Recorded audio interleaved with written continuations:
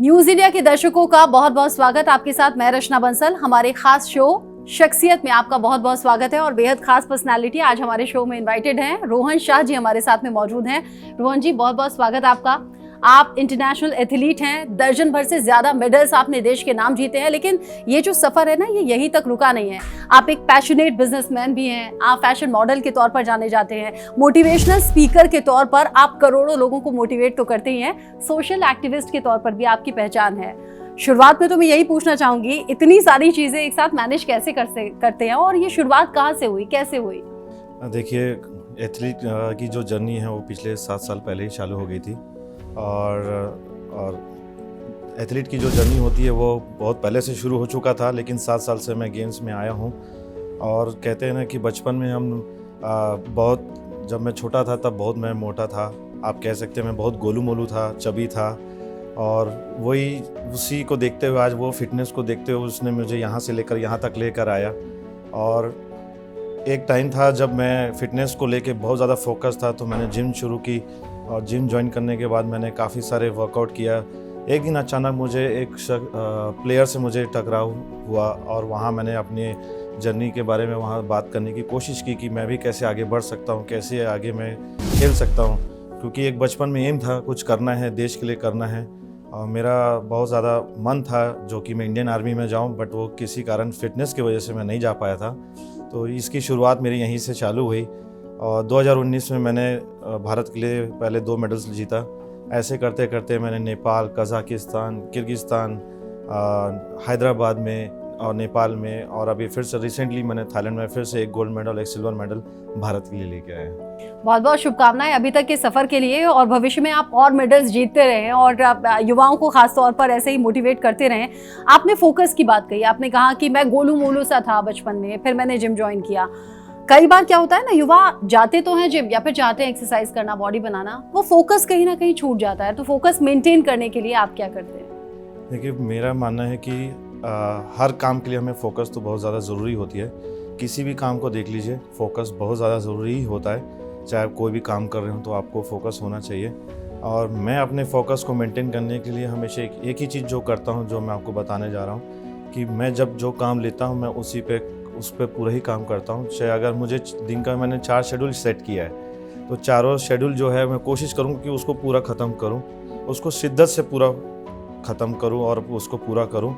और युवाओं को भी यही कहूँगा कि आप अपने फोकस पे ज़्यादा फोकस रहें, ताकि आप अपने काम को डिले ना होए।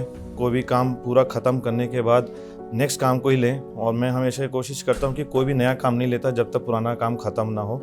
और इस तरीके से मैं अपना फोकस मेंटेन करता हूँ, क्योंकि जो भी है फोकस जो डिपेंड है, पूरा का पूरा डिपेंडेंट है आपके इंटरेस्ट पे। तो मेरा जो, जैसा आप कहेंगे मुझे, तो मेरा जो इंटरेस्ट है पूरा गेम्स में, तो मैं जब भी मेरा गेम्स होता है तो मैं पूरा 100 नहीं 1000% मेरा फोकस पूरा गेम्स में चला जाता है। अच्छा, एथलीट्स के बारे में कोर स्ट्रेंथ की बड़ी बात होती है। हम लोग देखते हैं जिम में भी जब लोग जाते हैं, चाहे वो मेल है फीमेल है, अगर फैट है तो कहते हैं फैट कम करना है और हमें मोटे से पतला होना है। तो कई बार जो हमारे जिम के इंस्ट्रक्टर होते हैं ना, उन्हें मैंने कहते हुए सुना है कि आप कोर स्ट्रेंथ पर ध्यान दीजिए। एथलीट्स के लिए कितना ज़्यादा ज़रूरी है और अपनी कोर स्ट्रेंथ के बारे में बताइए। देखिए मैम, एक एथलीट के लिए सबसे बड़ा कोर स्ट्रेंथ जो पहला है वो उसकी फिटनेस है। और हमें कॉन्स्टेंटली उसको मेंटेन करना रहता है और रोज़ हमें फिटनेस में ध्यान देना ही होता है। मेरा कोई भी दिन अगर मेरे से कोर स्ट्रेंथ का पूछा जाए तो मेरा रोज़ मैं फिटनेस के लिए पूरा वर्कआउट करता हूँ। मैं कोशिश करता हूँ कि कोई भी चीज़ डिले ना हो, और मेरे अंदर में ज़िद रहती है कि हम कोई भी दिन चीट डे ना करें। सबसे बड़ी एक होती है एथलीट के लिए, एक भूख होनी चाहिए। आपको कुछ पाना है तो आपको कुछ खोना भी पड़ेगा, डिसिप्लिन मेंटेन करना। और सबसे बड़ा जो है वो मेरा एक है नेशनल स्पिरिट, जो कि मैं अपने देश को बहुत ज़्यादा गौरव पहचान दिलाना चाहता हूँ, अपना देश के लिए गौरव लाना चाहता हूँ। तो कोशिश करता हूँ कि ज़्यादा से ज़्यादा अपने स्ट्रेंथ पे फोकस करूँ, अपने डाइट पे फोकस करूँ। सो इस तरीके से मैं अपनी कोर स्ट्रेंथ को मेंटेन करता हूँ। आपने 7 साल पुराना जिक्र किया कि 7 साल से मैं एज एन एथलीट आगे बढ़ा। 7 साल में दर्जन भर से ज़्यादा मेडल्स आप जीत चुके हैं। आगे तो ईश्वर करे आप बहुत सी सक्सेस को पाएं, लेकिन कांस्टेंट सक्सेस का राज क्या है? कोई टिप्स हैं जो युवाओं को देना चाहेंगे आज? जी, कांस्टेंट टिप्स का राज तो यही है कि किसी भी चीज़ के लिए आपको कांस्टेंट रहना ज़रूरी नहीं है, मेरा ये मानना है। अगर आपको कुछ चीज़ आगे करनी है तो आपके अंदर में इम्प्रूवमेंट होना ज़रूरी है। आप हमेशा इम्प्रूव में ज़्यादा दें इंस्टेड ऑफ सक्सेस के पीछे भागें, क्योंकि अगर आप सक्सेस के पीछे भाग रहे हैं तो आपको कांस्टेंट रहेंगे तो ये आपको सक्सेस नहीं मिलेगा, जो मेरा मानना है। तो हम कोशिश करें कि आप कांस्टेंट की जगह अपने ऊपर इम्प्रूव करें और उसमें आपको सक्सेस ज़रूर दिखाई देगा। आपके मेडल्स बोल रहे हैं, आपकी फिटनेस हमें दिखाई दे रही है। सोशल मीडिया पर आपके लुक्स की भी बहुत ज़्यादा चर्चा है और as an fashion model, as a fashion model भी आपकी बड़ी बात होती है। मैं देख रही थी आपकी सोशल मीडिया पर कमेंट्स में लोग पूछ रहे थे लुक्स बेहतर रखने के लिए क्या करते हैं, कैसे इसे मेंटेन करते हैं। तो ये जो फैशन मॉडल वाला आपका सफ़र है, ये कहाँ से शुरू हुआ? फिर तो फैशन टिप्स भी दे दीजिए कुछ। देखिए, मुझे नहीं मानता आप फिटनेस से बात करते करते अचानक से मेरे फैशन के बारे में पूछेंगे। बेसिकली अगर आप मुझसे फ़ैशन के बारे में पूछेंगे तो मुझे फ़ैशन के बारे में ज़्यादा नॉलेज नहीं है, क्योंकि एक एथलीट की जो जर्नी होती है वो हमेशा फिटनेस, अपने डिसिप्लिन में ज़्यादा फोकस रहता है। और बट मैं आपको एक इंसिडेंट बता सकता हूँ। एक दिल्ली में मेरा बहुत अच्छा एक इवेंट हो रहा था, जहाँ पे मैंने एक शख्स से मुलाकात हुई और उन्होंने मेरे को बहुत इंसिस्ट किया फ़ोटो शूट कराने के लिए, क्योंकि मेरा फिटनेस को देखते हुए, और मैंने उस समय काफ़ी वर्कआउट और एब्स वगैरह भी निकाल लिया था। तो उन्होंने मुझे कहा कि एक बार फ़ोटो शूट कर लो, और फ़ोटो शूट के दौरान मुझे अचानक से उन्होंने एक ऑफ़र दिया कि हमारा एक अच्छा टाइम्स का शो होने जा रहा है, जहां आपको एज अ मैं शो स्टॉपर चाहता हूं। क्योंकि उनका जो शो स्टॉपर था, उन्होंने किसी एंड मोमेंट में बैकआउट हो गए, उन्होंने मना कर दिया। तो यहाँ से मेरे को वहाँ से तक लेकर मुझे एक फ़ैशन वर्ल्ड में ले गया, और आप देख ही सकते हैं कि मैं कितने लाइमलाइट में आ चुका हूँ फ़ैशन वर्ल्ड में। अब तक मैंने 7 से 8 बड़े बड़े शोज़ कर चुका हूँ as a show stopper, show opener. और मुझे कई बार समझ नहीं आता, जब भी मैं फ़ोटोज़ पुराने देखता हूँ तो बहुत सारे चेंजेस दिखते हैं, और कभी कभी शॉक हो जाता हूँ कि मैं ही हूँ कि नहीं। देखिए, फोटोजेनिक तो आपका चेहरा है और वो कैमरे पर आकर हमारे जो व्यूअर्स हैं वो भी जान गए हैं, समझ गए हैं। एथलीट की बात हो गई, फैशन मॉडल की बात हो गई, इसके अलावा भी आप अलग अलग एक्टिविटीज़ में शामिल हैं। सोशल एक्टिविस्ट के तौर पर भी आपकी पहचान है, आप एक बिजनेसमैन के तौर पर भी अपनी पहचान बना रहे हैं। इन सब चीज़ों में एक साथ इन्वॉल्व रहते हुए सक्सेस को कैसे पा रहे हैं? देखिए, जब आप किसी अपने आप को जब देश में रिप्रेजेंट करते हैं, आप अपने इंडिया को रिप्रेजेंट करते हैं, तो कहीं ना कहीं आप अपने देश के बारे में सोचने लग जाते हैं। मैंने भी, जब मैं इस जर्नी में आया, अपने एथलीट्स की जर्नी में कंपटीशन खेलने आया, तो मैं भी अपने देश के बारे में सोचने लगा। मैंने भी जब काफ़ी सारे एक्सपीरियंसेस किए हैं, जहाँ पे हेल्थ एंड एजुकेशन के सेक्टर में मुझे ऐसा लगता है कि इम्प्रूवमेंट होना चाहिए, और लिटरली उसमें बहुत ज़्यादा इम्प्रूवमेंट और बदलाव की ज़रूरत है, जो मैंने अभी तक देखते आया हूँ। तो वहाँ से मैंने एक चीज़ें देखी कि हमें देश के बारे में मैंने सोचना चालू किया। मैंने खुद भी पहले भी मेरे साथ बहुत सारे चीज़ें एक्सपीरियंसेस हुए हैं, जहाँ मैं मिसगाइड भी हुआ। मुझे ट्रेनिंग के दौरान मुझे मिसगाइड भी मिला। पहले मिसगाइड ये था कि मुझे प्रॉपर टैक्टिक्स नहीं पता था, जो मेरे ट्रेनर्स थे वो प्रॉपर टैक्टिक्स नहीं बताते थे। एक टाइम था जब मैं 120-140 किलो उठाता था। अभी प्रॉपर ट्रेनिंग मिलने के बाद मैं अभी 200, 220, 235 किलो एक ही बार में लिफ्ट कर लेता हूँ। तो उसको देखते हुए मैंने एक अपना खुद का फाउंडेशन शुरू किया, जो कि रूती फाउंडेशन के नाम से है, जहाँ बच्चों के लिए health awareness, women empowerment, women literacy के ऊपर बेसिक जनरल अवेयरनेस के बारे में, जो अपन देखते हैं कि आजकल व्हाट्सएप यूनिवर्सिटी में और यूट्यूब यूनिवर्सिटी में बहुत सारी चीज़ें देखने मिलती, लेकिन लोग लागू नहीं करते। तो मैं प्रॉपर 1-to-1 सेशन लेकर लोगों को जागरूक करता हूँ। स्कूलों में जाके बच्चों को एक सेशन देता हूँ, जहाँ उनको अपने बारे में बता सकूँ, अवेयर कर सकूँ कि फ़िटनेस कितना ज़्यादा इम्पोर्टेंट है। और जो भी मैं अभी कर रहा हूँ उसका सबका एम यही है कि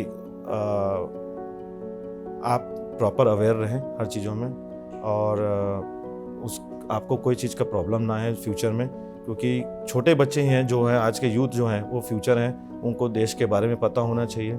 मैंने ऐसे भी टॉपिक्स लेकर जाता हूँ मोटिवेशन देने के लिए, जब जमशेदजी टाटा के बारे में हो, कभी मिल्खा सिंह, जो हमें कभी बुक्स में नहीं मिलने को पढ़ने को मिलता है, तो मैं वो सब जाता हूँ, बच्चों को अवेयर करता हूँ, उनको स्पिरिट देता हूँ, उनको इंस्पायर करता हूँ, ताकि वो भी कहीं ना कहीं, और वो किसी भी फील्ड में भी जाएँ, तो उन्हें कहीं ना कहीं वो मोटिवेशन बहुत ज़्यादा ज़रूरी है। अच्छा, आपकी बातों से इतना समझ आ गया कि सोशल एक्टिविस्ट के तौर पर अगर आप आगे बढ़े, आपकी प्रायोरिटी में महिलाएं, बच्चे, हेल्थ, एजुकेशन ये सब कुछ रहा और इसीलिए आप लोगों के बीच में जाते हैं ताकि प्रॉब्लम्स को दूर किया जा सके। आजकल का यूथ बड़ा डरता है कदम उठाने से, वो सोचता है एक फील्ड में आगे बढ़ें, वहाँ सक्सेस को पा जाएं तो वो एक सेटिस्फेक्शन होगा। आप इतनी सारी चीज़ें एक साथ मैनेज कर रहे हैं। अगर आपके फाउंडेशन से कोई जुड़ना चाहे, आपके फाउंडेशन का नाम क्या है वो हमारे व्यूअर्स को आप ज़रूर बताइए और अंत में वो टिप्स ज़रूर बताइए कि एक साथ इतनी सारी चीज़ें साथ में लेकर मजबूती से आगे बढ़ने की मोटिवेशन क्या है।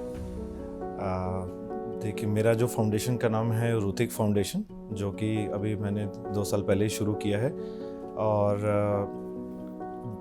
मेरा ये मानना है कि मैं आपके अंदर में एक ज़िद होनी चाहिए।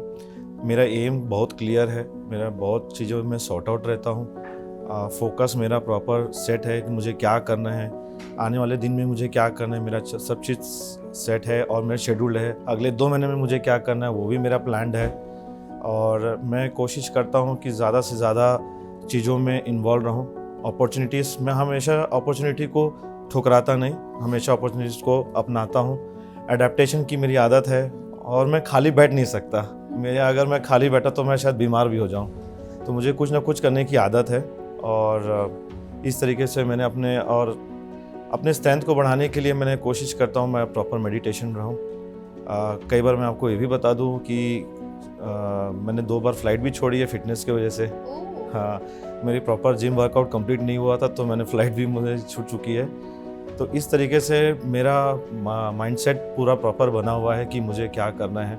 विजन क्लियर होनी चाहिए और सबसे बड़ी चीज़ है, अगर आप कोई भी काम करें तो उसमें अंदर प्रायोरिटी सेट होनी चाहिए आपकी। मेरे हर काम में प्रायोरिटी पहले से सेट है कि मुझे ये करना है, मुझे ये करना है।